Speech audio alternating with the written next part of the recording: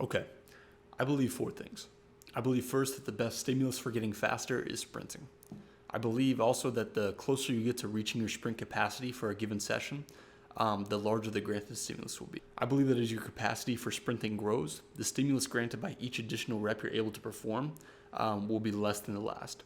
So what I mean by that is if you're able to do 4 sprints comfortably and you increase your capacity to the point that you can do 5, the extra stimulus that you can gain between 4 and 5 will be a greater stimulus than what you can gain between 5 and 6, between 6 and 7, between 7 and 8. As you add more on, the additional stimulus that you add on starts to level off. I also believe that at some point, the stimulus given by the nth rep, the nth maximum rep, will be less than the stimulus able to be achieved by isolated training movements. And at that point, I believe that one should save that rep and use the energy in the gym. However, I believe one should keep sprinting at a level that would maintain the tissue's capacity to perform sprints. So overall, you should start by improving your capacity for sprints. Unless, of course, you have mechanical impurities to fix, you should fix those before you start trying to build your capacity. After you ensure proper biomechanics, start building your sprint capacity until the stimulus sprinting elicits drops below what an isolated training movement in a gym would create. And then when that happens, start implementing more training movements into your routine while maintaining a maintenance level of sprinting frequency. So it can be difficult to assess when the stimulus from sprinting drops below that which can be achieved in the gym.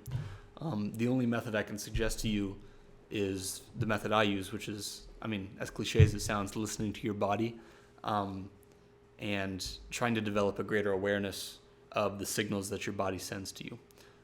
Additionally, you should take solace in the fact that in either method of training, gym or external sprinting, there will be stimulus if you perform whatever training movement you're doing with intent. As you spend more time trying to listen to what your body is saying, it should also be said that the signal will grow more and more clear. You'll develop a better awareness of where your body is because your body will tell you, and you'll become more fluent in that language. It should be said that this is given that any mechanical weaknesses are already corrected, and thus you are training force production weaknesses. So, for example, if you struggle to accelerate, you should perform power exercises that start from a flexed hip, flexed knee position, and end in an extended position for both of those joints, mimicking the acceleration pattern. Examples of these exercises could be step-ups or ATG lunges or reverse lunges. In the athletic training field, there are many different ways to approach the training of these movements. Some like to develop absolute strength with heavy barbell or dumbbell movements. Some like to use the contrast method, using moderately heavy or heavy weight for a few reps and then immediately dropping the weights and performing plyometrics in the same movement pattern. I like to perform acceleratory training movements for power with light to moderate weight, usually around 20 to 40 pounds. I generally don't do more than 3 reps in a set, as I want the limiting factor of the movement to be the power output of the system and not the system's endurance. I perform sets until I feel a satisfactory stimulus. Again, it can be hard to deduce when this has happened, but if you focus on becoming as aware as possible of what your body is telling you, you can sort of develop a greater awareness as a skill. For me, the amount of sets I usually have to perform to elicit a satisfactory stimulus is 2 to 4, but it may be more or maybe less for you. Now, that's for movements intended to develop acceleration. If I wanted to develop my top end speed or my maximum capacity for speed that's found at the end of the sprint, I perform exercises that mimic top end speed mechanics, whose limiting factor is the speed in which I can perform them. For me, this is usually one of 2 things.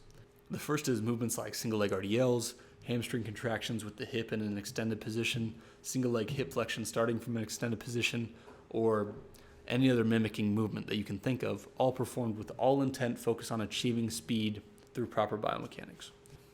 So the second type of movements I like to perform when trying to develop my ability to move fast is something that I learned from the post of Brian McGinty on Instagram, whose account is named Power Plus. The movement is something I refer to as an oscillation. I'm not sure how he refers to it.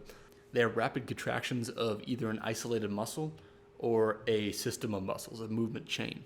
Moving in this way gets the central nervous system used to contracting muscles rapidly, and it also develops a better awareness of how muscles are contracting at a certain time, kinesthetic awareness.